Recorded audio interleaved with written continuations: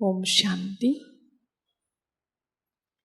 ఈరోజు మీ అందరి భాగ్యము డాక్టర్ సచిన్ భాయ్ మీకు మొదటి క్లాస్ చేయడానికి వచ్చారు.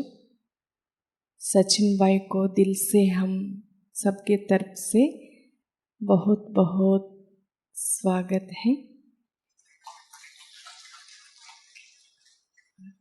थोड़ा सा सचिन भाई का परिचय बताऊंगी मैं. డాక్టర్ సచిన్ భాయ్ ఈశ్వరీయ జ్ఞాన మార్గంలో బ్రాహ్మణ పరివారానికి చాలా తీవ్ర పురుషార్థం చేయిస్తారు, ఎంతో ఉత్సాహాన్ని నింపుతారు.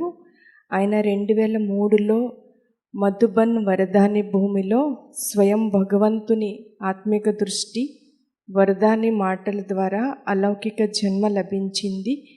ఆయన చిన్న వయసు నుండే పరమాత్మని అన్వేషణ చేస్తున్నారు. భారతదేశంలో ఎన్నో సంస్థలు, ఎన్నో ఆశ్రమాలు, ఎంతోమంది గురువులు, స్వామీజీలని వెతుకుతూ ఉన్నారు భగవంతుడు ఎక్కడ లభిస్తారని. ఎప్పుడైతే ఆయన మౌంట్ ఆబు వచ్చారో, స్వయం భగవంతుడిని అవ్యక్త బాప్దాదాన్ని కలిసారో, ఆయన యొక్క అన్వేషణ పూర్తి అయ్యింది. కర్మయోగి జీవితానికి ప్రాక్టికల్ ఉదాహరణగా వర్తమాన సమయంలో గ్లోబల్ హాస్పిటల్లో మెడిసిన్ డిపార్ట్మెంట్ హెడ్గా ఉన్నారు. కన్సల్టెంట్ ఫిజిషియన్ మరియు ఐసీయూ స్పెషలిస్ట్ రూపంలో ఆయన బహుమూల్య సేవలు అందిస్తున్నారు. ఆయన ఎంబీబీఎస్ మెడిసిన్లో కాలేజ్ టాపర్గా, గోల్డ్ మెడలిస్ట్, బాంబేలో ఎండి ఇన్ ఇంటర్నల్ మెడిసిన్ చేశారు. దాంతోపాటు MD in internal medicine degree, ఎన్నో డిప్లొమాస్ సంపాదించారు. Critical care medicine, intensive care medicine సంబంధిత కోర్సులు చేశారు. ఎఫ్సిసిఎం, ఎఫ్ఐసిఎం, ఎఫ్సిసిఎస్, ఐడిసిసి కూడా చేశారు. ఇటువంటి ఎన్నో డిగ్రీస్ తన ఏకాగ్రత శక్తితో చాలా చిన్న వయసులో తీవ్రమైన మనోబలంతో సంపాదించారు. మరి ఆయన మెడికల్ క్షేత్రంలో బిజీగా ఉంటూ కూడా తన ఫోకస్ అంతా సమయాన్ని సఫలం చేసుకోవడం పైన, అందరినీ ముందుకు తీసుకువెళ్ళడంలోనే ఉంటుంది. అటువంటి విశిష్టమైన విశేష వ్యక్తి మన సమక్షంలో ఉండడం మీరందరూ, మేమందరం చేసుకున్నటువంటి భాగ్యానికి గుర్తు. ఇప్పుడు సచిన్ భాయ్ క్లాస్ చేస్తారు. మీరందరూ చాలా ఇంట్రెస్ట్గా వినండి. ఇలాంటి అదృష్టం ఎవరికో లభిస్తుంది. అటువంటి అదృష్టవంతుల్లో మీరందరూ ఉండడం మీ సౌభాగ్యం. ओम शांति। एक भव्य मंदिर था और उस मंदिर में हर शनिवार पूजा होती थी। लोग सुबह आते थे, शाम तक उपवास रखते थे, ध्यान पूजा करते थे। ఒక భవ్య మందిరం ఉండేది. అక్కడ చాలామంది భక్తులు భక్తి భావంతో వచ్చేవారు. ప్రతి శనివారము వచ్చి ఉపవాసం పెట్టుకొని సాయంకాలం వరకు గడిపేవారు. एक दिन एक बंदर ने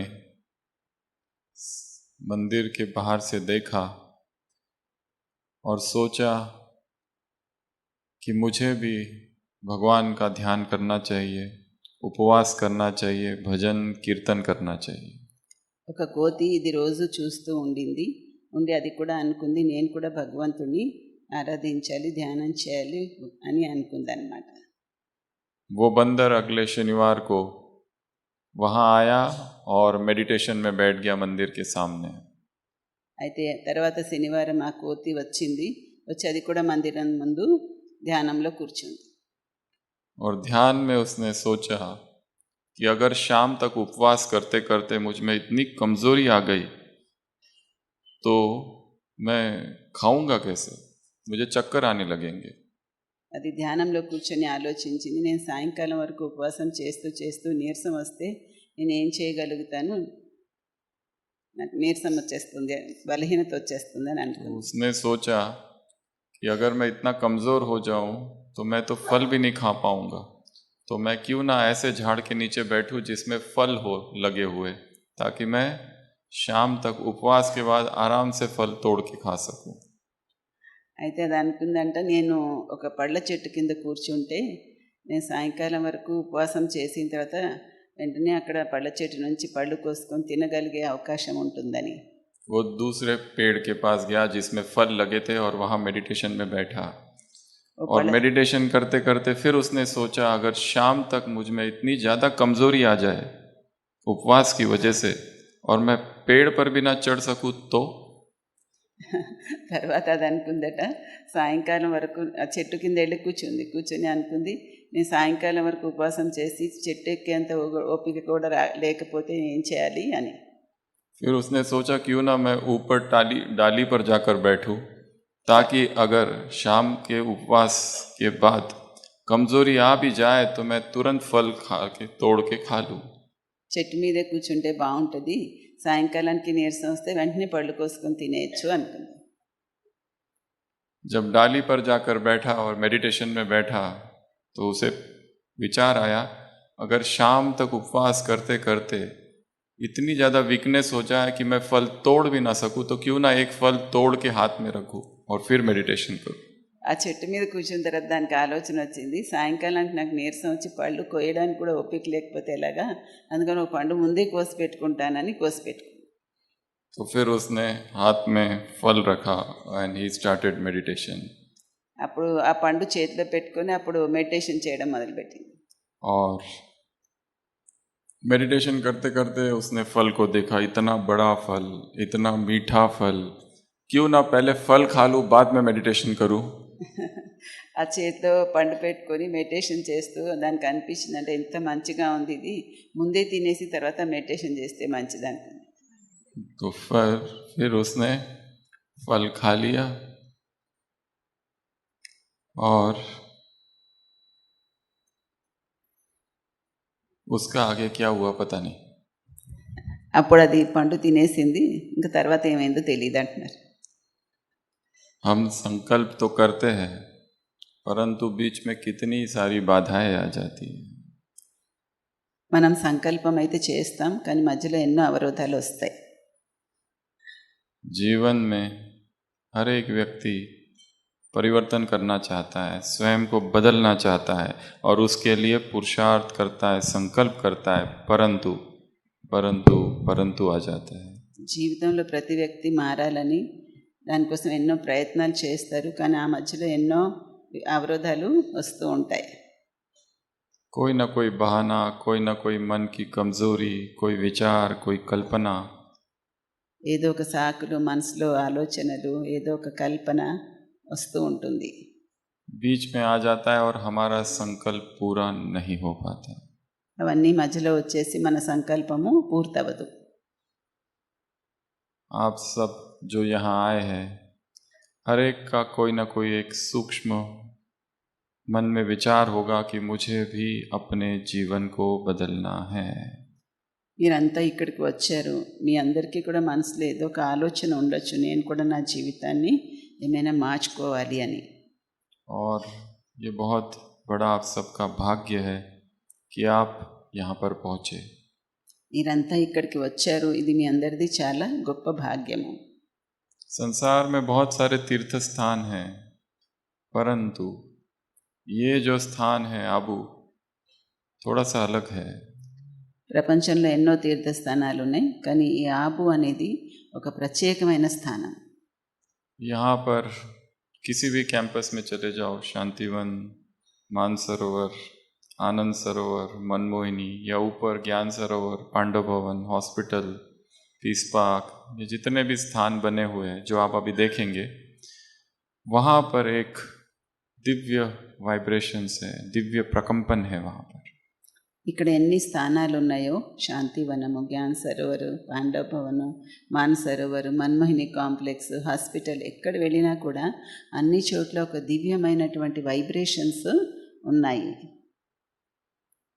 और इससे सुंदर स्थान कोई हो नहीं सकता कि जहाँ पर बैठकर हम अपने जीवन परिवर्तन के लिए कोई ना कोई एक अच्छा संकल्प ले.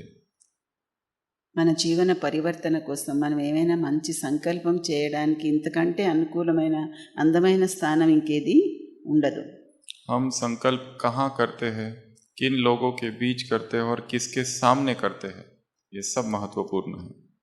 మనం సంకల్పం ఎక్కడ చేస్తామో, ఎవరి మధ్యలో చేస్తామో, ఎవరి ముందు చేస్తాం, దానికి కూడా ప్రభావం ఉంటుంది. तो जो संकल्प इस सभा में बैठकर आप करेंगे और अगले 2-3 दिन तक उसी संकल्प में स्थिर रहेंगे तो धीरे धीरे वो संकल्प साकार होगा.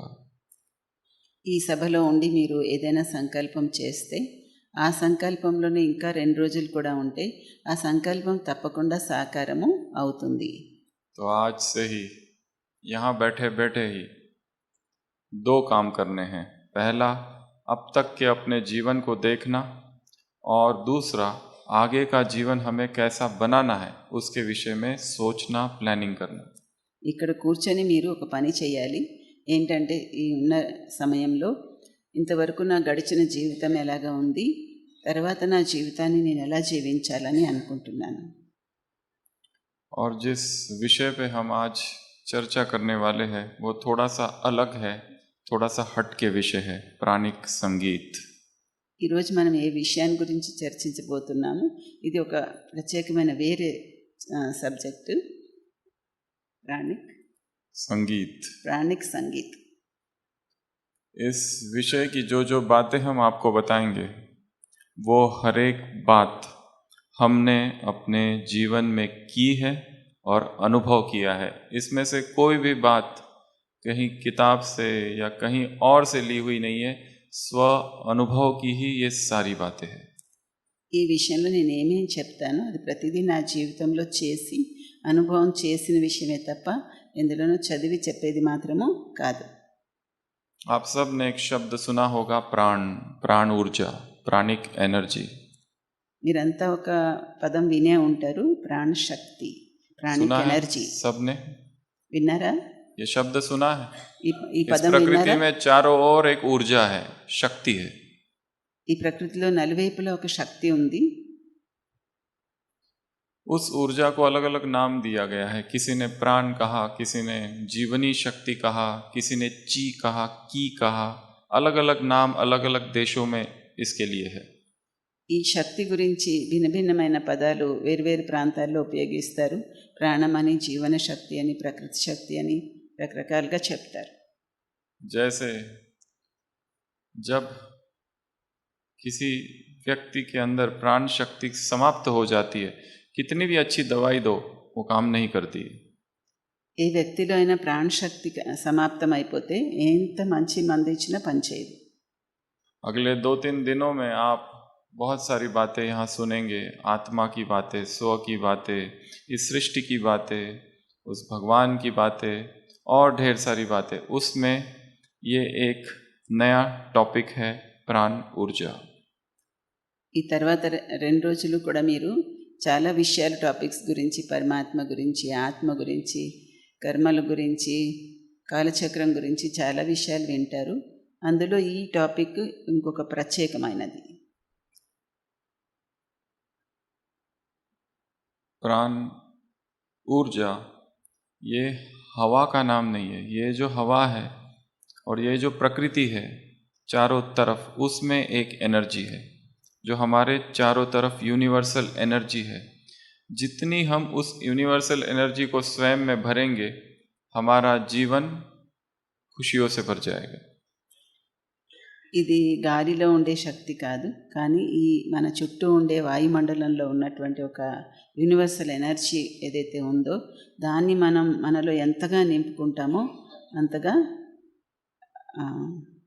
శక్తివంతంగా అవుతాం. सभी 1 मिनट के लिए अपनी आंखें बंद करेंगे అందరూ ఒక్క క్షణం మీ కళ్ళు మూసుకోండి. और अनुभव करो इस वायुमंडल में एक ऊर्जा प्रवाहित हो रही है. అనుభవం చేయండి, ఈ వాయుమండలంలో ఒక శక్తి ప్రవహిస్తూ ఉంది.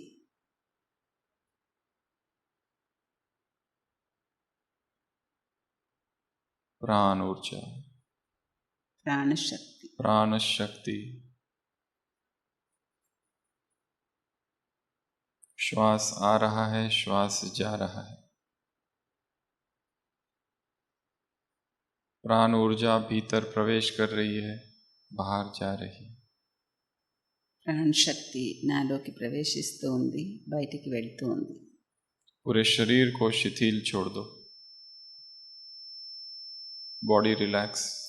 శరీరాన్ని ఫ్రీగా వదిలేయండి. और अनुभव करो मेरे आसपास, मेरे भीतर बाहर सब तरफ एक ऊर्जा का नृत्य हो रहा है। అనుభవం చేయండి, నా బయట నా చుట్టూ ఒక శక్తి ప్రవాహితమవుతూ ఉంది.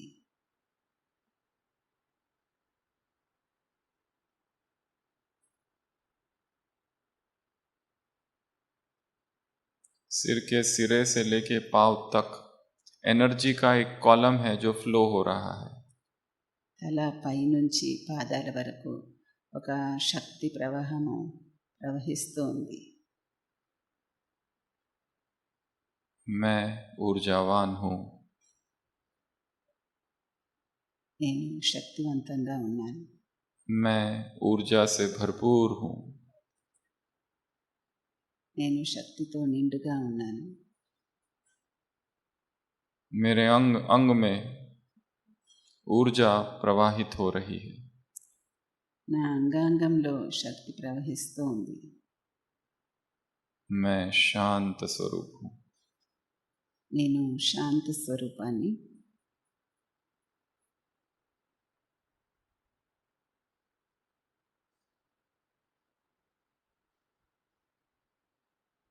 ओम शांति।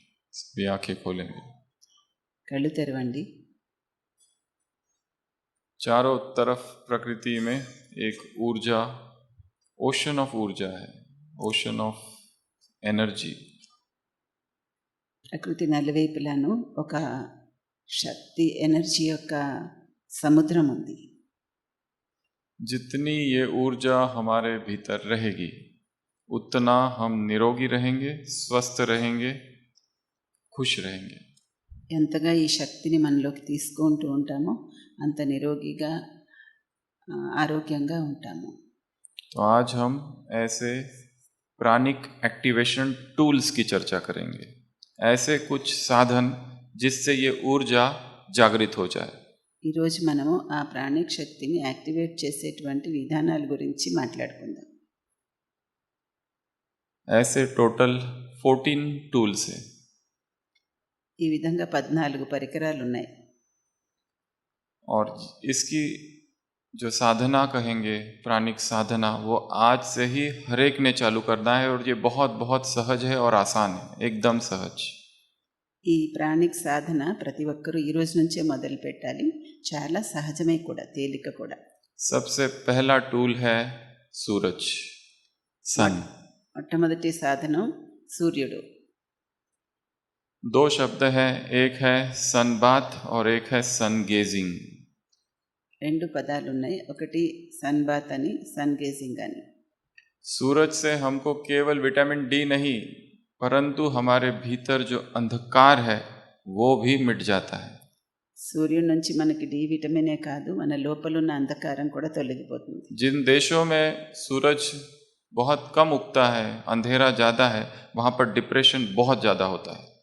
ఏ దేశాల్లో సూర్యుడు తక్కువ సమయం ఉంటాడో అక్కడ డిప్రెషన్ ఎక్కువగా ఉంటుంది. तो सबसे पहली चीज़ जो करनी है, अपने आप को सूरज को समर्पित करना है। మొదటి విషయం మనం చేయవలసింది స్వయాన్ని సూర్యుడికి అర్పించండి. अर्ली मॉर्निंग जो ऐसे जैसे अभी सूरज की धूप आ रही है, गो एंड सिट। సూర్యుడు ఉదయించే సమయంలో వెళ్ళి ఎండలో కూర్చోండి. जैसे ही सूरज आता है एक आशा का सवेरा आता है, न्यू होप, न्यू इंस्पिरेशन आती है। సూర్యుడు ఉదయిస్తూనే ఒక ఆశ యొక్క కిరణాలు వెళ్ళి విరుస్తాయి, కొత్త ఆశలు చిగురిస్తాయి.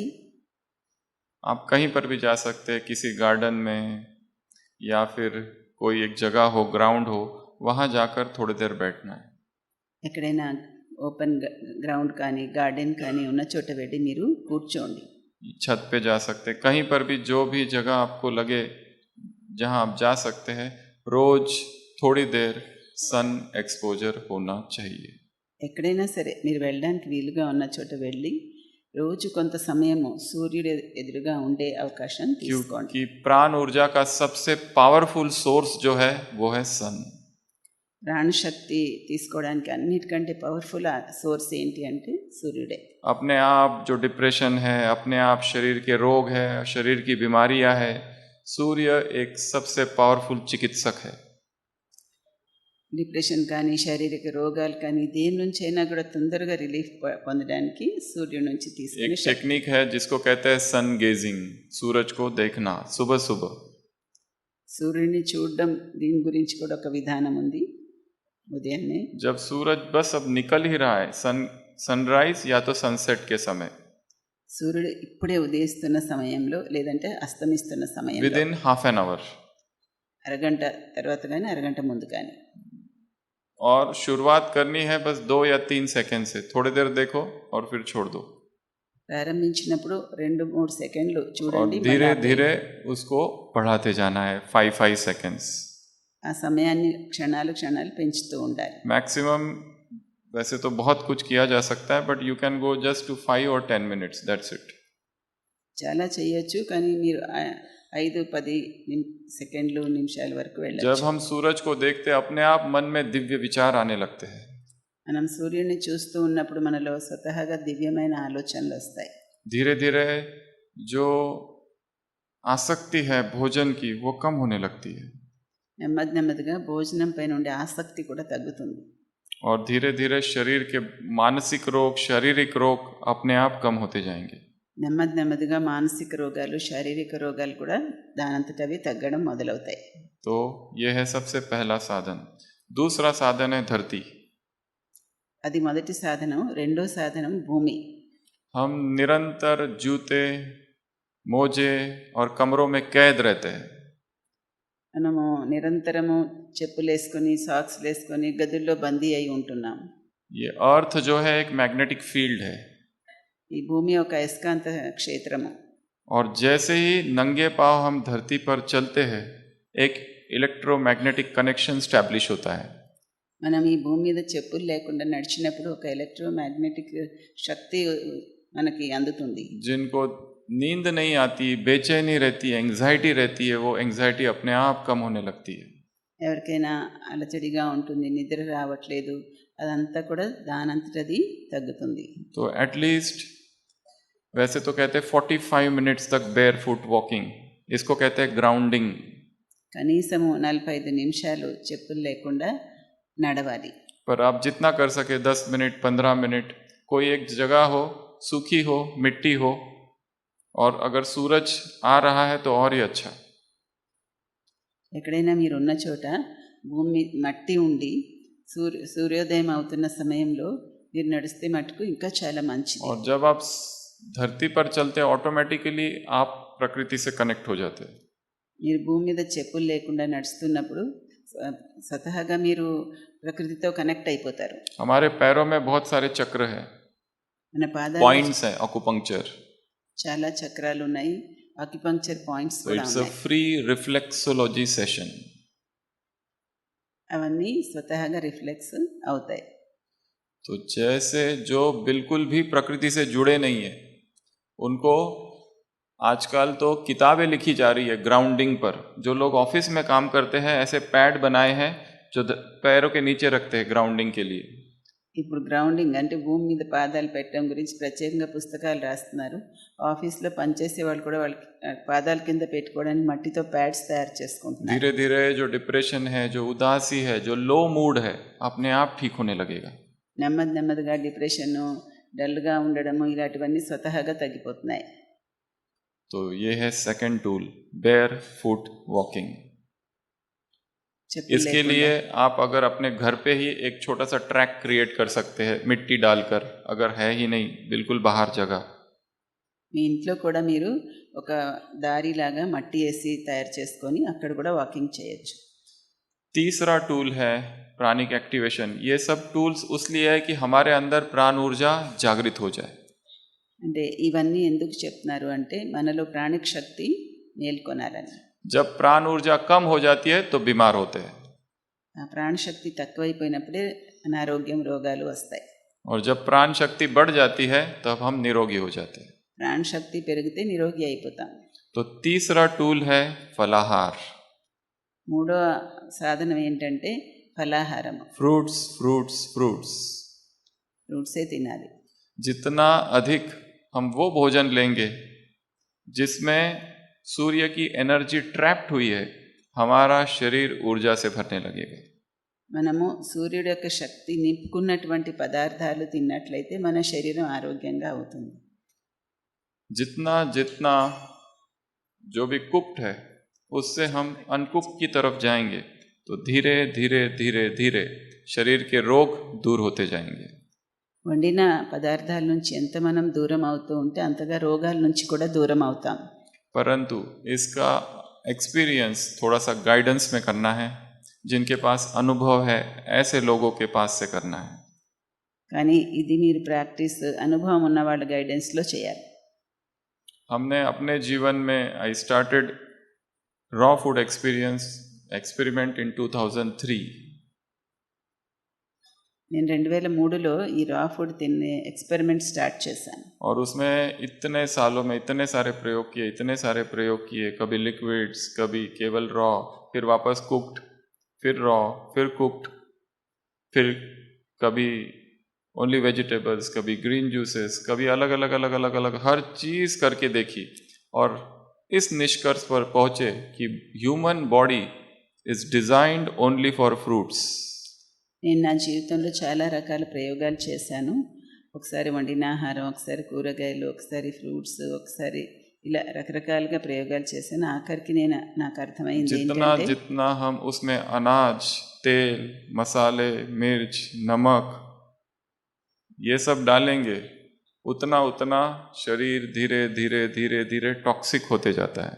మానవ శరీరం అనేది ఫ్రూట్స్ కోసమే డిజైన్ చేయబడి ఉందని నాకు అర్థమైంది. ఎంతగా మనము ధాన్యం గింజలు, నూనె, కారము ఇలాంటివన్నీ వేస్తూ ఉంటాం అంతంత మన శరీరంలో టాక్సిన్స్ ఎక్కువ పెరుగుతాయి. और फल सबसे सतो प्रधान भोजन है। ఫ్రూట్స్ అనేవి అన్నిటికంటే సత్వప్రధానమైన భోజనం. और जब हम फ्रूट्स खाते हैं तो उस पेड़ की सेवा करते हैं, మనం ఫ్రూట్స్ తింటే ఆ వృక్షాలకి కూడా సేవ చేస్తాం. क्योंकि उसके जो बीज होते हैं हम वापस प्रकृति में लौटाते हैं। ఎందుకంటే దాని విత్తనాల్ని మళ్ళీ ప్రకృతిలోకి ఇస్తాం. और जैसे जैसे शरीर को वो आहार मिलता है जो उसका आहार है, अपने आप शरीर में दिव्य ऊर्जा बहने लगती है। మన శరీరానికి కూడా దానికి ఏదైతే దానికి కావాల్సిన ఆహారం దొరుకుతుందో అప్పుడు దానంతరదే శక్తి తయారవుతుంది. और मन शांत होने लगता है, स्थिर होने लगता है। మనసు కూడా శాంతము, స్థిరము అవుతుంది. इसलिए अगर 3 times कुक्ड मील ले रहे हैं तो at least 1 breakfast convert into fruits. ఒకవేళ మీరు 3 సార్లు వండిన ఆహారం తింటున్నట్లయితే కనీసం ఉదయం పూట తీసుకునే బ్రేక్ఫాస్ట్ అన్న అల్పాహారమైన ఫ్రూట్స్లోకి మార్చాలి. धीरे धीरे फिर शाम के भोजन पर प्रयोग करो, फिर धीरे धीरे दोपहर पर, स्लोली स्लोली स्लोली, क्योंकि शरीर को एडिक्शन है नमक का, शरीर को एडिक्शन है तेल का, शरीर को एडिक्शन हो गया है कि वही चाहिए, वो नहीं मिला तो खालीपन लगता है, बेचैनी होती है।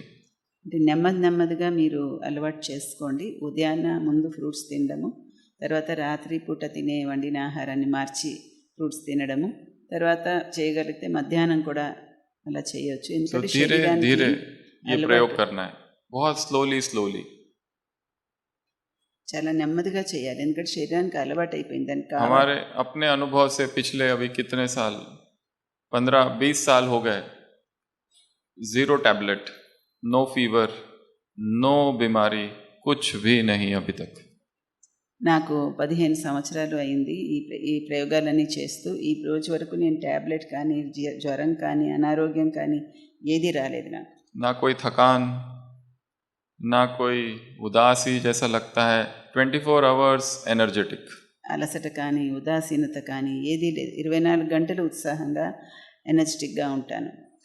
और हम एक ही दिन में हमारी जो ओपीडी होती है, इतने सारे पेशेंट्स देखते हैं, कई बार 60, 70, more than 100 patients per day, emergency 24 hours on call. మళ్ళీ అన్నయ్య దగ్గర పేషెంట్స్ ఓపీడీలో రోజుకి 70 మంది, 80 మంది, 100 మంది ఉంటారు. మళ్ళీ ఎమర్జెన్సీ సర్వీసెస్కి 24 గంటలు రెడీగా ఉండాలి.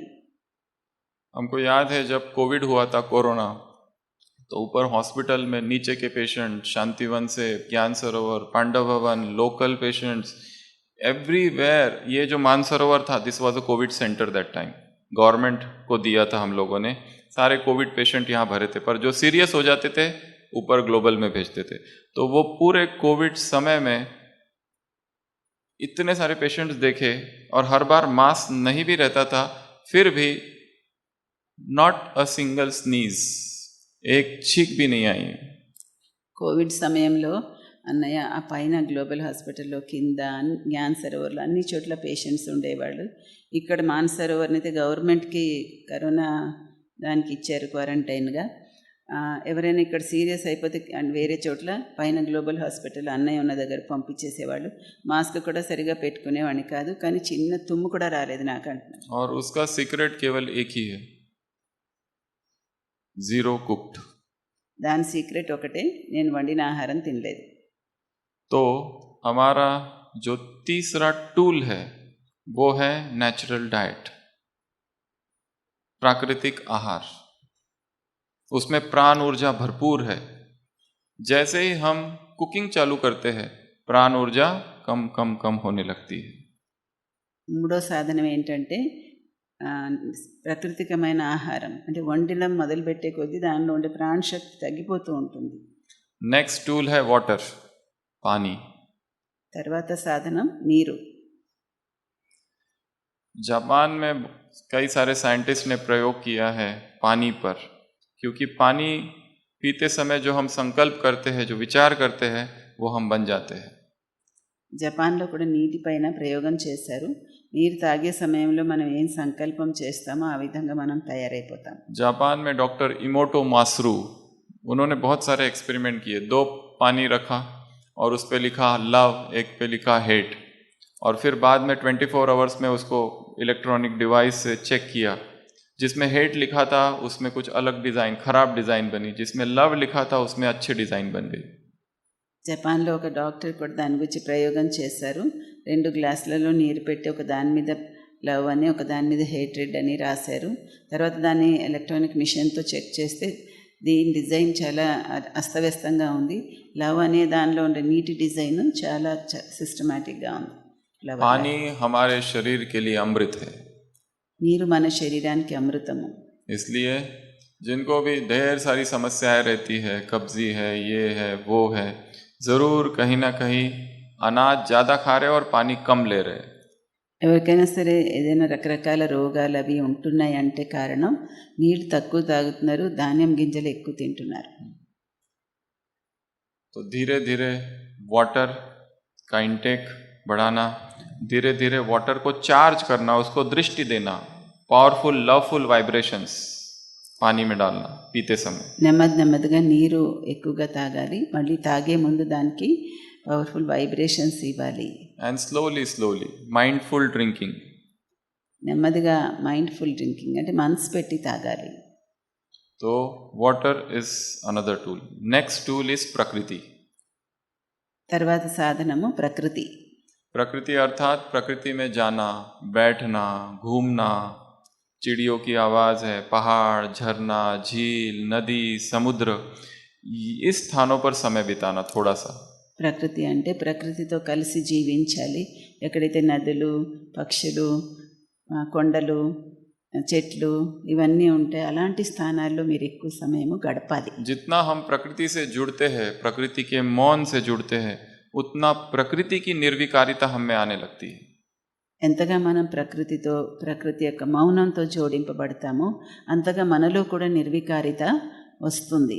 इस संसार में जितने महान लोग हुए हैं, नेता हुए हैं, या फिर आर्टिस्ट हुए हैं, म्यूजिशियंस हुए हैं, कवि हुए हैं, सभी प्रकृति प्रेमी रहे हैं। क्यों? क्योंकि प्रकृति के उस मौन में, उस एकांत में उनको प्रेरणाएं आती है, दिव्य नई नई। ఈ ప్రపంచంలో ఎంతమంది గొప్ప వ్యక్తులు అయ్యారో ఏ క్షేత్రంలో అయినా వాళ్ళందరూ ప్రకృతి యొక్క ప్రేమిగానే ఉన్నారు. ప్రకృతి సాన్నిధ్యంలోనే వాళ్ళకి మంచి మంచి ఆలోచనలు కలిగాయి. करना कुछ नहीं है, खाली जाके बैठो, आंखें बंद करके आवाज़ें सुनो, सुबह सुबह पंछियों की आवाज़, हवा की आवाज़, मन अपने आप शांत होने लगेगा।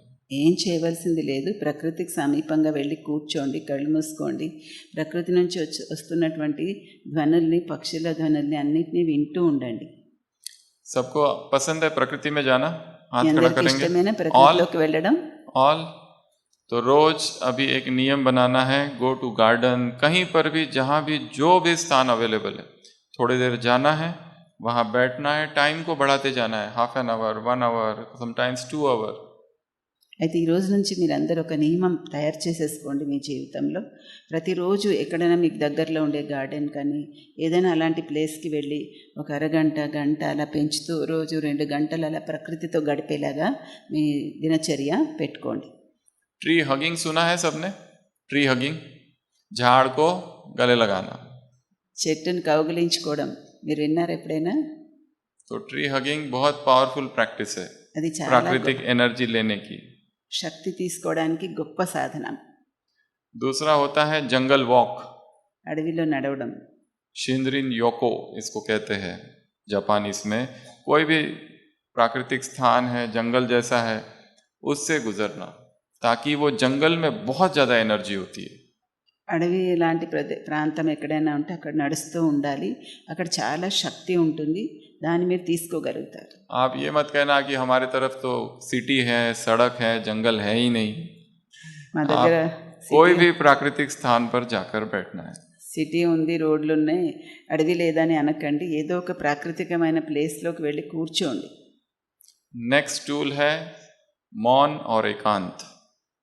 తర్వాత విషయం ఏంటంటే మౌనము, ఏకాంతము. जितना हम साइलेंस में रहेंगे और एकांत में रहेंगे, हमारे अंदर शक्ति भरेगी। ఎంత మనం సైలెన్స్లో ఏకాంతంగా ఉంటామో అంత మనలో శక్తి నిండుతుంది. अभी आप जब यहाँ आए हैं शिविर के लिए, तो हर एक अपने मन में संकल्प रखो कि मुझे कम से कम बात करनी है। మీరు ఇక్కడ శిబిరంలో వచ్చారు కాబట్టి ప్రతి ఒక్కరు ఒక సంకల్పం పెట్టుకోండి, నేను చాలా తక్కువ మాట్లాడాలి అని, चुप रहना है, మౌనంగా ఉండాలి అని. बातचीत नहीं करनी है ज़्यादा। ఎక్కువగా ఎవరితో మాట్లాడేదే లేదు. यहाँ हम किस लिए आए हैं? कुछ तो पाने के लिए, इतना खर्चा करके आए हैं ना, तो कुछ तो मिलना चाहिए ना। और वो जो मिलेगा वो मिलेगा मौन में और एकांत में। ఇంతగా ఖర్చు చేసి వచ్చారు, ఎంతో కొంత లాభాన్ని పొందాలి కదా, అది మీరు మౌనంలో ఉన్నప్పుడే పొందగలుగుతారు. तो मौन, बीच बीच में इंटरमिटेंट साइलेंस, थोड़ा थोड़ा साइलेंस का अभ्यास करते रहना है, एकांत का अभ्यास करते रहना है। और उसी एकांत में हमें अपने जीवन की बहुत सारी बातें पता चलती है। మధ్య మధ్యలో కొంత మౌనము, సైలెన్స్, ఏకాంతము అభ్యాసం చేస్తూ ఉన్నట్లయితే మనకి మన జీవితంలో చాలా విషయాలు అవగాహన అవుతాయి. 7th टूल, नंबर 7, प्राणेश्वर, परमात्मा, शिव, ईश्वर, गॉड। సైలెంట్ టూల్ ఏంటంటే ప్రాణేశ్వరుడైన పరమాత్మ, ఈశ్వరుడు, आपको शिव। धीरे धीरे बचपन से हम लोग सब कुछ ना कुछ तो भगवान के लिए करते ही आ रहे हैं, भक्ति कर रहे हैं, पूजा पाठ कर रहे हैं, गुरुओं की शरण में जाते हैं, माला जपते हैं, आरती करते हैं, मंदिर में जाते हैं, तीर्थों पर जाते हैं, स्नान करते हैं, कुछ ना कुछ करते ही आ रहे हैं। हर मनुष्य आत्मा में एक प्यास है, और वो प्यास है उस ईश्वर को पाने की प्यास। చిన్నతనం నుంచి మనందరూ భక్తి చేస్తున్నాం, మందిరాలకు వెళ్ళాం, గురువు దగ్గరికి వెళ్ళాం, ఎన్నో రకాల ప్రయత్నాలు చేస్తున్నాం. ప్రతి ఒక్క వ్యక్తిలోనూ భగవంతుని పొందాలనే ఒక తపన ఉంది. और परमात्मा जो है वो प्राण ऊर्जा का सागर है, ఎందుకంటే పరమాత్మ ఆ ప్రాణశక్తి సాగరము. वो प्राणनाथ है, प्राण सखा है, ఆయన ప్రాణనాథుడు, ప్రాణసఖుడు, प्राण सूर्य है, प्राण सागर है। ప్రాణసూర్యుడు, ప్రాణసాగరుడు. जैसे ही हम उसको याद करते हैं, अनंत ऊर्जा से जुड़ने लगते हैं, మనం ఆయన్ని స్మృతి చేయడం మొదలు పెడితే అనంతమైన శక్తితో జోడింపబడతాం. और आत्मा में अपने आप शक्ति भरने लगती है। ఆత్మలో స్వతహాగానే శక్తి నిండుతూ ఉంటుంది. और आत्मा की सबसे बड़ी प्यास ईश्वरीय प्रेम की प्यास है। ఆత్మలో అన్నిటికంటే ఉన్న దాహం ఏంటంటే ఈశ్వరీయ ప్రేమని పొందాలనే దాహం. इस संसार का कुछ भी मिल जाए, व्यक्ति मिल जाए, पैसा मिल जाए, संपत्ति, पद, पोजीशन, व्यक्ति, संबंध, फिर भी आत्मा खाली ही रहती है। ఈ ప్రపంచంలో ఏం దొరికినా సరే, వ్యక్తి, వస్తువు, వైభవాలు, ధనము ఏం దొరికినా సరే ఆత్మ ఖాళీగానే ఉంటుంది. जब तक भगवान से वो नहीं भरती, परमात्मा से, अतृप्त ही रहती है। భగవంతుడి నుంచి ఆ ప్రేమని ఆత్మ పొందినంత వరకు అది అసంతృప్తిగానే ఉంటుంది. तो सबसे बड़ा साधन है प्राणिक ऊर्जा का वो प्राणेश्वर शिव. ప్రాణశక్తి పొందడానికి అన్నిటికంటే గొప్ప సాధనం ఆ ప్రాణేశ్వరుడైన శివుడే. तो ये टोटल कितने हो गए? 7. ఇప్పుడు 7 విషయాలు చెప్పారు. फिर से एक बार रिवाइज करेंगे. फर्स्ट इज, आप मत बोलो, फर्स्ट మొదటిది सूरज, सन गेजिंग, सन बाथ. सुबह सुबह उठो और जैसे सूरज निकलता है थोड़ी देर सूरज को देखो या सूरज में घूमो फिरो. दूसरा है बेयर फुट वॉक, नंगे पांव चलना, जूते बाहर, मोजे बाहर और जमीन पर चलना. और चलने के बाद तुरंत पैर नहीं धोना, थोड़ी देर के बाद. अगर डायबिटिक पेशेंट्स है तो देख लेना है कि वो जमीन में कोई कंकड़ पत्थर तो नहीं है. ये सेकंड. थर्ड कौन सा बताया? फ्रूट्स, फलाहार, सर्वश्रेष्ठ आहार. चौथा पानी, जल. अगला प्रकृति. अगला मौन और एकांत. और 7th भगवान. वाइस आप बता दीजिए थोड़ा. तो ये 7 है. सबको क्लियर? ओके. नेक्स्ट అన్నయ్య 8th. అన్నయ్య చెప్పిన 7 విషయాలు మీకు గుర్తున్నాయా? ఏమేమి చెప్పారు? नेक्स्ट है अमृत वेला. अमृत वेला सुना है सबने शब्द? తర్వాత సునా? విషయం ఏంటంటే అమృత अमृत वेला मतलब ब्रह्म मुहूर्त, ఈ सुबह మాట- सुबह ఈ మాట విన్నారా మీరు? అమృత వేళ అంటే బ్రహ్మ ముహూర్తము. 8 ఉదయం बजे. कौन कौन उठता है? हाथ खड़ा करना चाहिए. 8 గంటలకు లేచేవాళ్ళు చేయొద్దు. 8 बजे. 8 बजे. 8 గంటలకి 8 बजे. 8 तो 7 గంటలకు बजे లేచేవాళ్ళు. कौन उठता है? हाथ खड़ा करो. 7 గంటలకి, एक. जब 6 बजे कौन उठता है? 6ంటికి, 6 बजे उठने वाले बहुत सारे. 5 बजे कौन उठता है? 5ంటికి, बहुत सारे. और 4 बजे कौन उठता है? 4ంటికి. अभी जो 4 बजे उठते हैं उन सब के लिए ताली बजा दो एक बार. 4 గంటలకు లేచేవాళ్ళకి చప్పట్లు కొడుతున్నారు. प्रातः स्मरामिहृदि संस्फुरदात्मतत्वं सच्चित् सुखं परमहंस गतिम तुर्यम तद ब्रह्म निष्कलमहम न च भाति भूत संगम. सुबह सुबह उठो, प्रातः स्मरामि और याद करो हु एम आई, मैं कौन हूँ. ये शरीर मैं नहीं हूँ, इस शरीर से परे जो है वो मैं हूँ. నేనెవరు అని ఉదయాన్నే మీరు చింతన చేయండి. నేను ఈ శరీరం కాదు, ఈ శరీరానికి అతీతంగా ఉన్న శక్తిని నేనని. यहाँ पर ब्रह्मा कुमारीज में एक रूल है, सुबह 4 to 4:45 अमृत वेला मेडिटेशन. ఇక్కడ ఒక రూల్ ఉంది, ఉదయాన్నే 4 నుంచి 4:15 వరకు అమృత వేళ మెడిటేషన్ చేయాలి. और जो तीव्र पुरुषार्थी है उनके उठने का समय होता है 2 से 5. ఎవరైతే 2 ఇంకా to 5 मेडिटेशन एवरी डे. తీవ్రంగా పురుషార్థం చేయాలనుకుంటారో వాళ్ళు 2 నుంచి 5 లోపు మెడిటేషన్ చేయాలి. आप ऊपर पांडव भवन, इधर शांतिवन, सुबह सुबह 2 बजे जाओ तो आपको पूरा मेडिटेशन रूम्स भरे हुए मिलेंगे.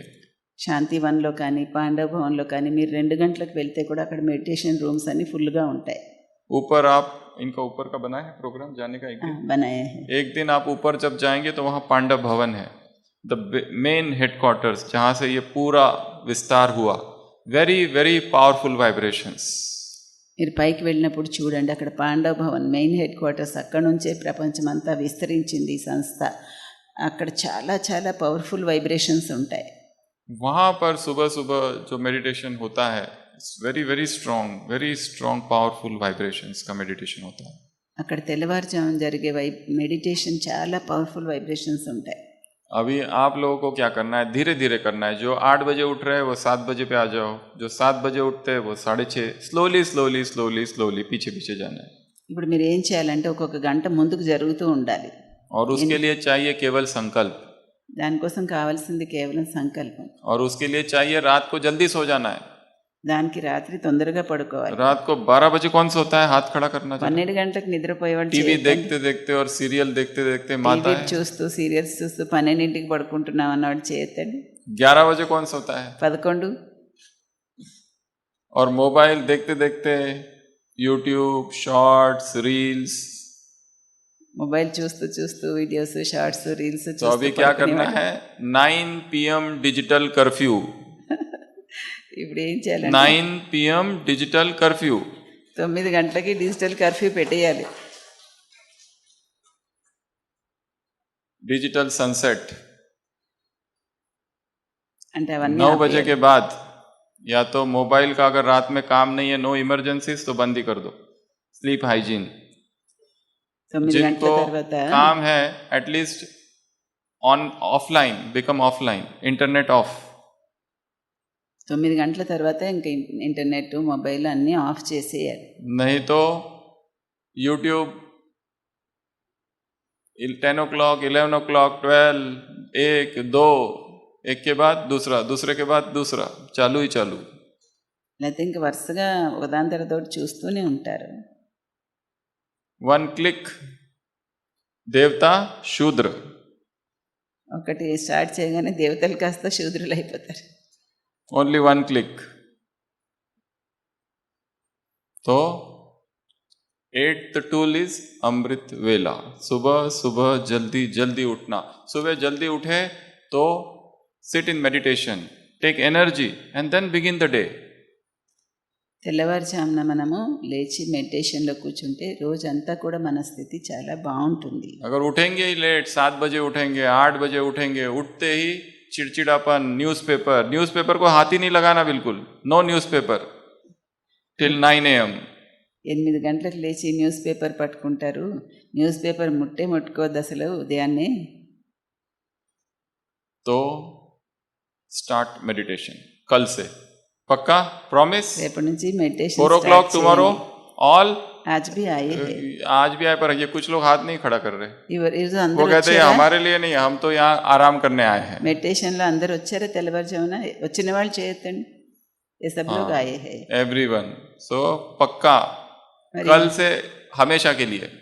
మరి ఈ విషయం పక్కా చేయండి. రేపటి నుంచి ఇంకెల్లప్పటికీ జీవితం But చివరి వరకు we will give you 21 days program 21 days programme తీసుకోండి from tomorrow. రేపటి నుంచి. ठीक है. तो తెల్లవారుజామున. उसकी विधि क्या है? जल्दी सो जाना, 9 PM डिजिटल कर्फ्यू. ठीक है. దానికి పద్ధతి ఏంటంటే रात में बातें नहीं करते बैठना. Call, video call, chat.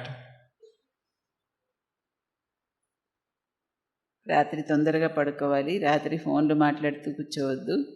Curfew పెట్టేయండి అంటున్నారు. नेक्स्ट धारणा है ज्ञान. ज्ञान की साधना. नेक्स्ट प्राणिक टूल इज ज्ञान. తర్వాత ప్రాణశక్తి పెంచుకునే సాధనము జ్ఞానము. तो अभी जब आप यहाँ आए हैं, यहाँ धीरे धीरे बहुत सी बातें पता चलेगी और फिर उसकी डेप्थ में जाना है थोड़ा सा यहाँ से जाने के बाद. మీరు ఇక్కడికి వచ్చారు, నెమ్మదిగా జ్ఞానం విషయాలు వింటారు. దాని లోతులకు కూడా వెళ్ళండి. जो बेसिक 7 days का कोर्स है, पहले तो वो करो. और उसके बाद में बहुत सारी बुक्स है यहाँ पर लिटरेचर में. वो बुक्स जाने से पहले लेके जाना, ताकि you can study it with logic, reasoning. ఇక్కడ 7 డేస్ కోర్స్కి సంబంధించిన సబ్జెక్ట్ చెప్తారు. తర్వాత బుక్స్ కూడా ఉన్నాయి లిటరేచర్లో. ఆ బుక్స్ కూడా తీసుకోండి. తర్వాత దాన్ని మీరు లాజికల్గా స్టడీ చేయగలుగుతారు. कुछ भी स्वीकार नहीं करना जो भी आपको बताया जाएगा. మీకు చెప్పేదంతా మీరు ఒప్పేసుకోవాలని ఏం లేదు. नो निश्चय, no faith. Begin the journey with doubt. మీరు నమ్మకంతో కాదు, డౌట్తో స్టార్ట్ చేయండి. Reject everything. गॉड, सुप्रीम, परमात्मा, आत्मा, 3 लोग, ये जो भी बताएंगे उसको तुरंत स्वीकार नहीं करना. कैसे करना है? उसको सोचना, तर्क, रीजन, लॉजिक, रीड, कंपेयर. ये Brahma Kumaris and this is the world. All the literature, all the religious institution. Compare and then decide क्या करना है. మీరు వినండి, విన్న వెంటనే అంగీకరించకండి. కానీ లాజికల్గా మీరు అన్ని విషయాలు దానికి సంబంధించి స్టడీ చేయండి. అన్ని ధర్మాల్లో కూడా ఏం చెప్తున్నారో స్టడీ చేయండి.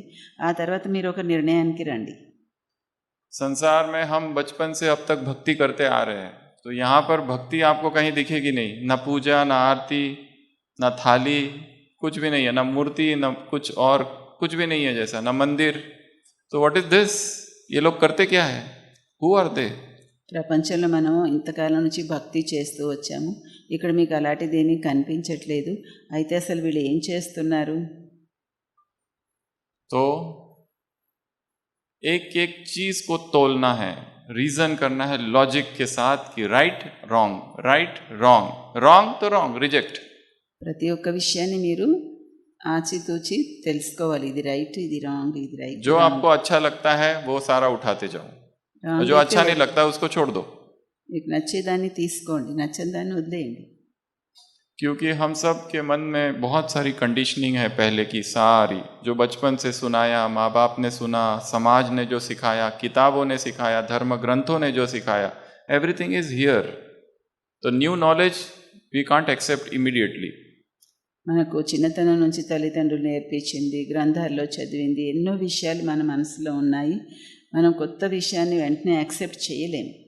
సో టేక్ టైం, టైం धीरे తీసుకోండి. धीरे धीरे, स्लोली स्लोली स्लोली. और यहाँ पर सबसे बड़ा जो प्रमाण है वो ये है कि यू गो टू शांतिवन या मानसरोवर, हजारों इतने सारे भाई बहने सब यंग, क्यों आ गए इधर? మీరు ఎక్కడికైనా వెళ్ళండి, ఇక్కడ అన్ని చోట్ల వేల మంది ఉన్నారు, చిన్న వయసు వాళ్ళు కూడా ఉన్నారు. అంటే వచ్చారంటే ఎందుకు వచ్చారు వాళ్ళు? सबसे बड़ी जो क्लास है, सबसे बेस्ट क्लास, वो यहाँ जो बैठे रहेंगे उनसे नहीं आएगी. అన్నిటికంటే బెస్ట్ క్లాస్ ఇక్కడ కూర్చొని చెప్పేవాళ్ళ నుండి రాదు. किचन में जाओ, कोई माता है भोली भाली अनपढ़, उसको पूछो तुम यहाँ क्यों आई? మీరు కిచెన్లో వెళ్ళండి, అక్కడ ఏమీ చదువుకొని ఒక మాత ఉంటుంది, సేవ చేస్తుంది, ఆమెను అడగండి నువ్వు ఎందుకు వచ్చావని, ఆమె చెప్తుంది మీకు. वो जो उत्तर देगी वो सबसे बेस्ट क्लास है, అది చాలా బెస్ట్ క్లాస్. क्योंकि वो अनुभव से आ रही है, ఆమె అనుభవంతో వచ్చింది. और अनुभव सबसे बड़ी ऑथोरिटी है. అనుభవమే గొప్ప అథారిటీ. उस माता को तो ये भी नहीं पता यहाँ कोई प्रोग्राम चालू है, उसको ना कभी भाषण देने आता है, ना बोलना आता है, ना लिखना आता है, ना पढ़ना आता है, फिर भी यहाँ पर है. क्यों? ఆమెకి ఏం ఉపన్యాసం రాదు, మాట్లాడడం రాదు, చదవడం రాదు, అయినా కూడా ఎందుకు వచ్చింది? तो ज्ञान साधना है, ज्ञान तपस्या है. Knowledge is a practice, a study, an experiment, उसको करना है. జ్ఞానం సాధన, జ్ఞానం తపస్సు, అది ఒక చదువు, దాన్ని మనము చదవాలి. डू नॉट बिलीव एनीथिंग, कुछ भी विश्वास ना करो क्योंकि ये लोग कह रहे हैं इसलिए. మీరు చెప్తున్నారు కదా అని మీరు దేన్ని ఒప్పేసుకోకండి, మీరు స్టడీ చేయండి. आप खुद स्वयं स्टडी करो, स्टडी योरसेल्फ. उसके बाद का जो नेक्स्ट टूल है वो है प्यूरिटी, దాని తర్వాత సాధనము ప్యూరిటీ. और ये सबसे बड़ा टूल है, सबसे पावरफुल, పవర్ఫుల్ సాధన. कंप्लीट प्यूरिटी, कंप्लीट ब्रह्मचर्य. సంపూర్ణ బ్రహ్మచర్యము. जितना जितना हमारा मन इच्छाएं और वासनाओं से मुक्त होते जाता है, पावर आने लगती है. ఎంతగా మన మనసు ఇచ్ఛ కోరికల నుండి ముక్తి అవుతుందో అంతగా మనలో శక్తి వస్తుంది. जहाँ पवित्रता है वहाँ सुख है, वहाँ शांति है. పవిత్రత ఉన్న చోట సుఖము శాంతి ఉంటుంది. जहाँ पवित्रता नहीं है वहाँ पे दुख है और अशांति है. పవిత్రత లేని చోట దుఃఖము అశాంతి ఉంది. यदि हमारे जीवन में दुख है, कोई दर्द है, कोई पीड़ा है और अशांति है, जरूर उसका कारण अपवित्रता है. ఒకవేళ మన జీవితంలో దుఃఖము, నొప్పి, బాధ ఏమున్నా సరే దానికి కారణం తప్పకుండా अपवित्रता. और जितना हमारा मन शुद्ध होने लगता है, शांत पवित्र होने लगता है, उतना ही हम में पावर आने लगती है अपने आप. ఎంతగా మన మనసు శుద్ధంగా శాంతంగా అవుతూ ఉంటుందో అంతగా మనలో శక్తి వస్తూ ఉంటుంది. जो जीवन शक्ति व्यर्थ जा रही थी वो धीरे धीरे ओज और तेज में रूपांतरित हो जाती है. వ్యర్థమైపోతున్న జీవన శక్తి ఓజస్సు తేజస్సుగా మారుతుంది. तो one of the powerful tools is complete 100% untouched purity. అన్నిటికంటే చాలా శక్తివంతమైన సాధనము సంపూర్ణ పవిత్రత. जब हम जान लेते हैं कि ये शरीर नश्वर है, ये शरीर का सौंदर्य अनित्य है, మనం తెలుసుకుంటున్నాము ఈ శరీరం నశ్వరమైనది, అనిత్యమైనది అని. ये शरीर का आकर्षण समाप्त हो जाता है. ఈ శరీరం యొక్క ఆకర్షణ సమాప్తం అయిపోతుంది. कौन सा सौंदर्य और कैसा सौंदर्य? हॉस्पिटल में जाके देखो पेशेंट्स को, कहाँ है ब्यूटी? ఏం సౌందర్యం, ఎలాంటి సౌందర్యము? వెళ్ళి హాస్పిటల్లో చూడండి పేషెంట్లని, ఎక్కడుంది సౌందర్యము? गो टू बर्न वार्ड, पूरा जले हुए पेशेंट होते हैं, वेयर इज द ब्यूटी? కారిన వార్డులోకి వెళ్ళండి, ఎక్కడ సౌందర్యం ఉందో తెలుస్తుంది. तो ये शरीर में सौंदर्य नहीं है, और जो प्रेम सौंदर्य शरीर पर आधारित है वो प्रेम नहीं, वो वासना है. శరీరం ఆధారంగా ఉండే ప్రేమ ప్రేమ కాదు, వాసన. रियल प्रेम तो एक परमात्मा से ही है बस. నిజమైన ప్రేమ అయితే పరమాత్మతో ఉన్నదే. हॉस्पिटल में इसके पहले भी सुनाया था, एक न्यूली मैरिड कपल, दे केम माउंट आबू साइट सीइंग, और वहाँ पे फोटो लेते लेते, सेल्फी लेते लेते वो जो बहन थी वो गिर गई. ఒక కొత్తగా పెళ్ళైన దంపతులు మౌంట్ ఆబూ వచ్చారు. వచ్చి అక్కడ సెల్ఫీ తీసుకుంటూ ఆమె పడిపోయింది. और उसको फिर हॉस्पिटल लेके आए. హాస్పిటల్కి తీసుకొచ్చారు. पर जब हॉस्पिटल लाए, brought dead, she was already died. తీసుకొచ్చేసరికి చనిపోయింది. तो उसका जो पति था, न्यूली मैरिड, अभी अभी, he is crying crying crying, morning से लेके इवनिंग तक हॉस्पिटल की सामने सीढ़ियों पर बैठ के रोते रहा. అతను ఉదయం నుంచి సాయంకాలం వరకు హాస్పిటల్ మెట్ల మీద కూర్చొని रो रहा ఏడుస్తూనే था, ఉన్నాడు. छाती पीट रहा था, मेरी पत्नी मर गई, जाग चली गई, वापस आ जाओ. अथाह प्रेम. చాలా प्रेम ఉంది, ఏడుస్తూ ఉన్నారు. और वो लोकल ही थे वहां के, అక్కడ रहने లోకల్ वाले. వాళ్ళే. 1 मास के बाद वो भाई, husband, came to me, invitation card, doctor शादी में जरूर आना. అదే వ్యక్తి ఒక నెల రోజుల తర్వాత మళ్ళీ పెళ్లి పత్రిక తీసుకొని వచ్చాడు, డాక్టర్ గారు పెళ్లికి రండి అని. Where is the love? ఎక్కడైంది ప్రేమ? Just body? శరీరం మీదేనా? Is this love? అదేనా और ప్రేమ? पैशन और लस्ट?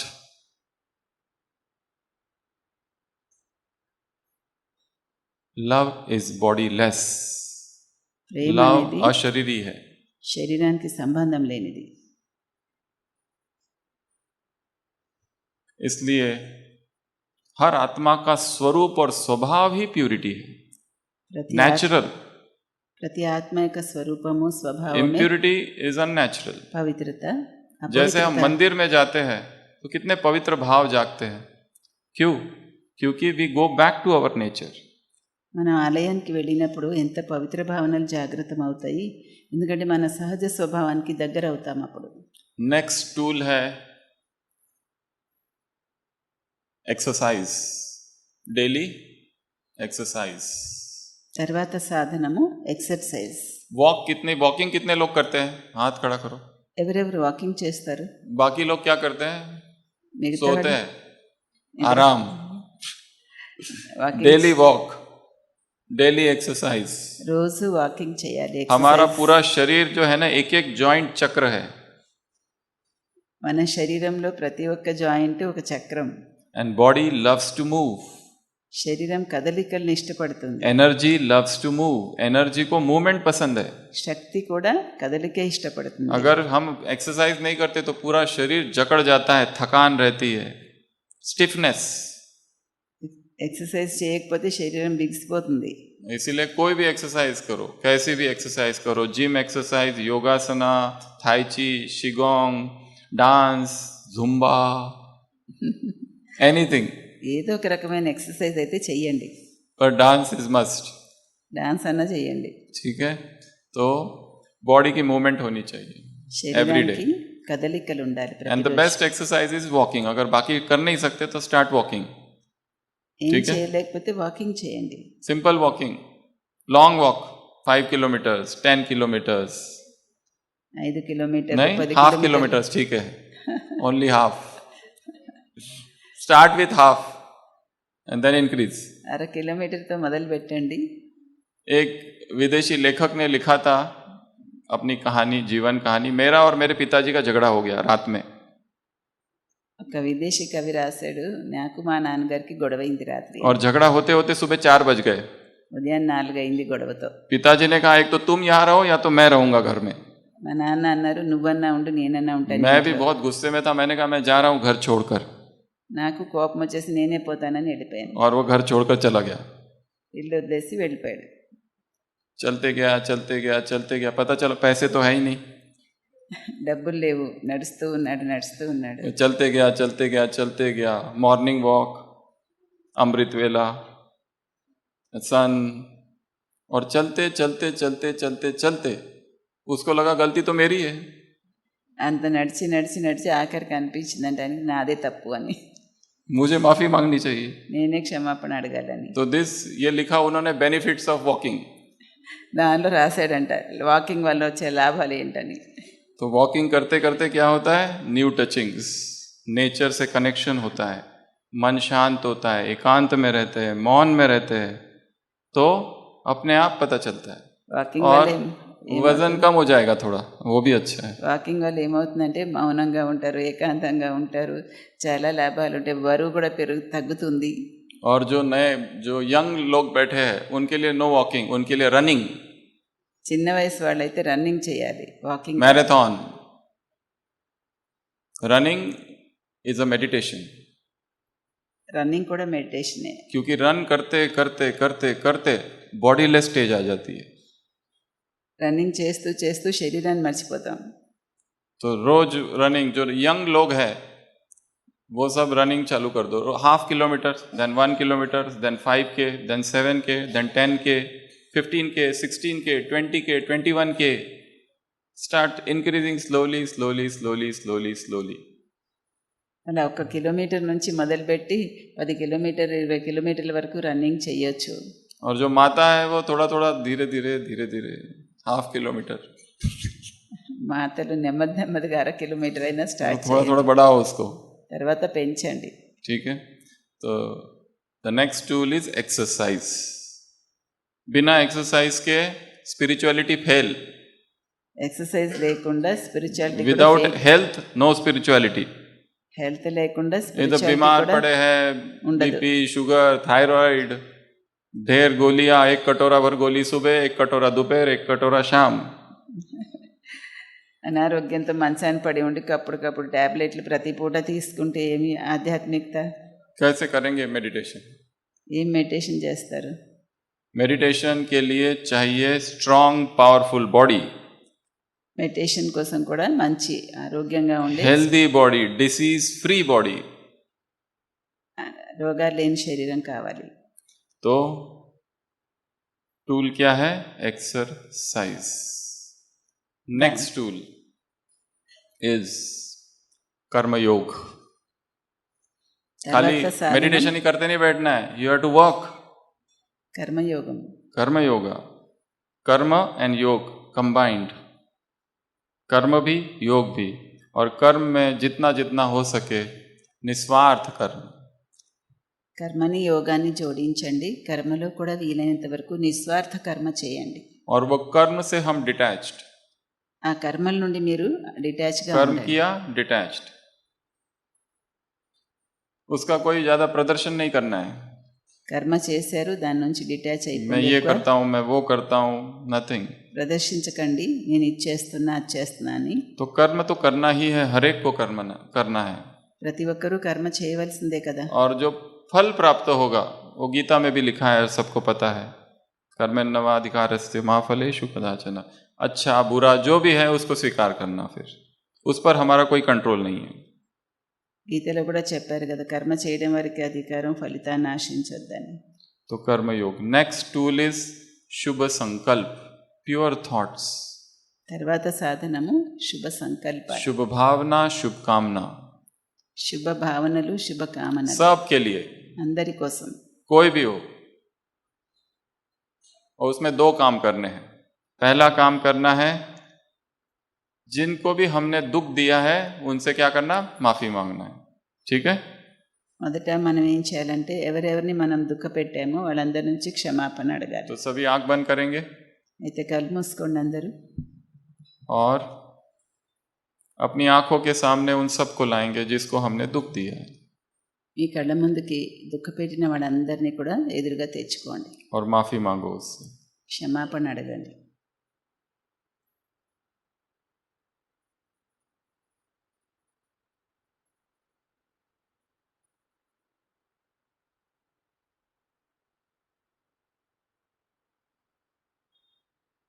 दूसरा, अब जिनको हमने दुख दिया है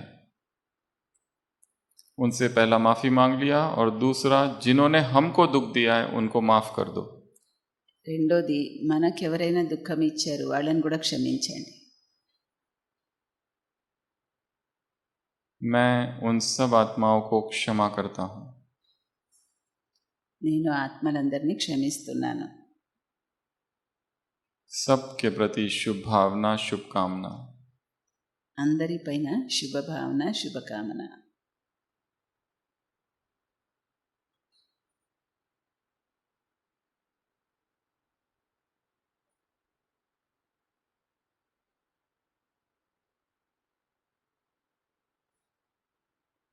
Om Shanti. And the last tool, 14th, Seva. 14ది సాధనం సేవ. पुण्य कमाने का साधन है सेवा. పుణ్యం సంపాదించే సాధనం సేవ. मदद करना आत्माओं की, लोगों की मदद करना. అందరికీ సహాయం చేయడం.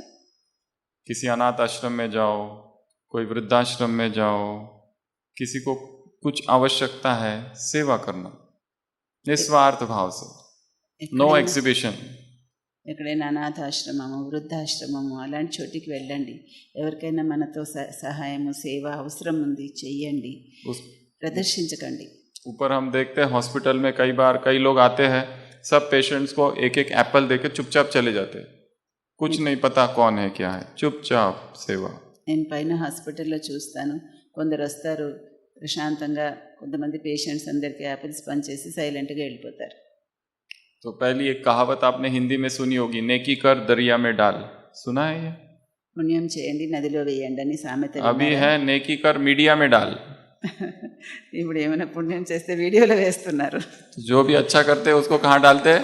मीडिया में डालते हैं. మంచి చేసే పనులన్నీ మీడియాలలో तो పెడుతున్నారు. जितनी हम सेवाएं करें उसको निष्काम करते जाना है. निष्काम कर दिया, भूल गए. చేసే Forget. సేవలన్నీ నిష్కామంగా చేయాలి. तो इससे क्या होगा?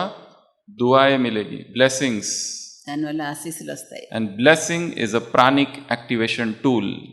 ఈ ఆశీస్సులు మన ప్రాణశక్తిని జాగృతం చేసే సాధనం. तो ये टोटल कितने हो गए अभी?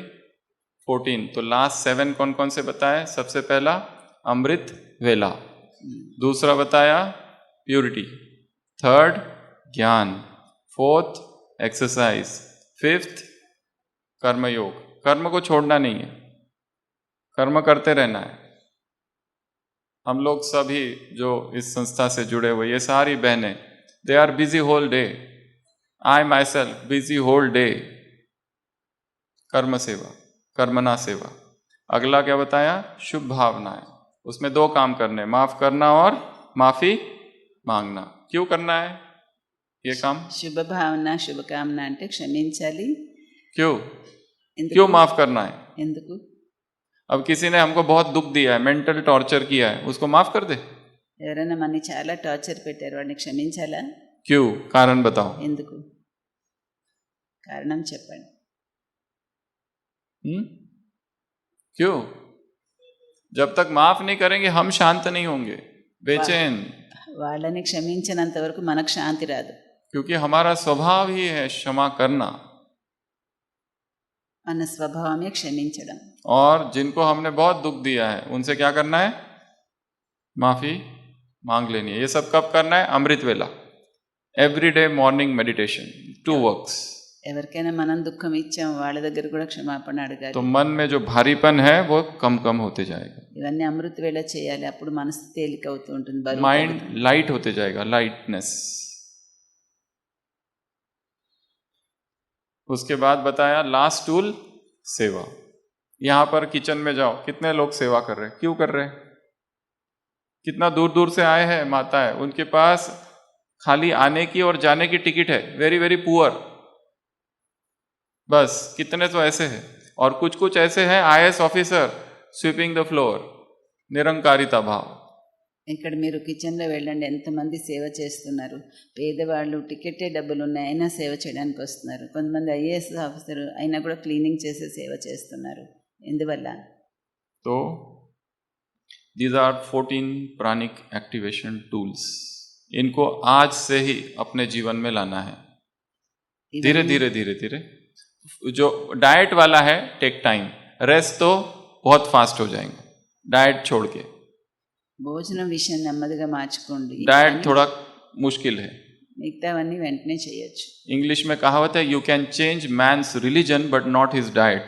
व्यक्ति का धर्म बदल सकते हैं, हिंदू मुस्लिम क्रिश्चियन, पर डाइट नहीं बदल सकते, बहुत कठिन है।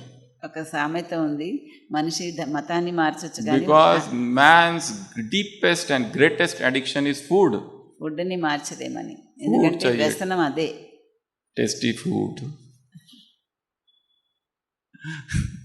तो धीरे धीरे समझना है कि हम, हमारे जीवन का लक्ष्य क्या है, हम क्यों यहाँ है, हमें क्या करना है। మన జీవన లక్ష్యాన్ని అర్థం చేసుకోవాలి. మన లక్ష్యం ఏంటి, మనం ఎందుకు ఇక్కడ ఉన్నామని, మనం ठीक ఏం है। చెయ్యాలని. अभी सभी एक बार खड़े हो जाएंगे ఇప్పుడు అందరూ ఒకసారి నిలబడండి, और एक दूसरे का हाथ पकड़ेंगे ఒకరి చేతిలో ఒకరు लाइक పట్టుకోండి. दिस, आईज क्लोज, సైడ్కి ఉన్న వాళ్ళ చేతులు పట్టుకోండి, सॉफ्ट म्यूजिक, కళ్ళు మూసుకోండి. रेड लाइट, मन शांत।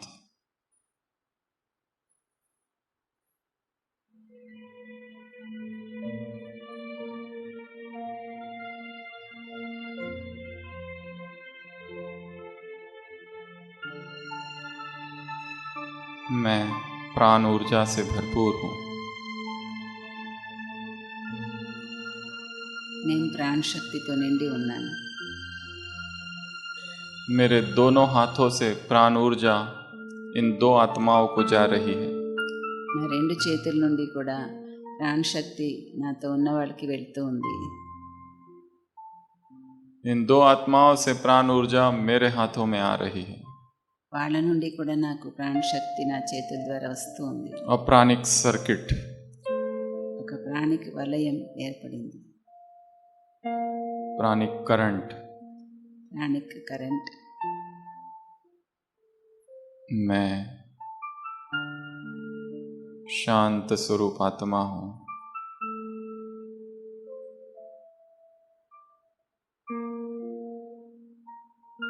पवित्र आत्मा हूँ।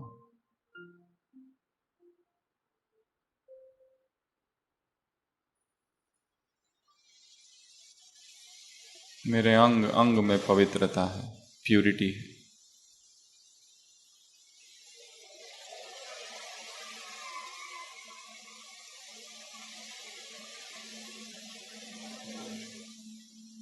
मैं रोग मुक्त हूँ।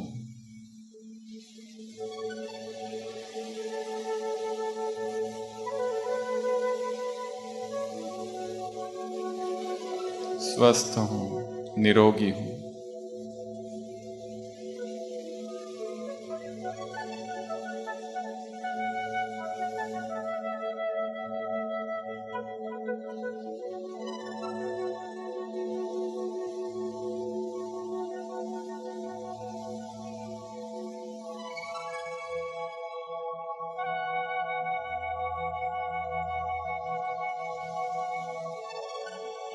प्राणिक संगीत सुन रहा हूं।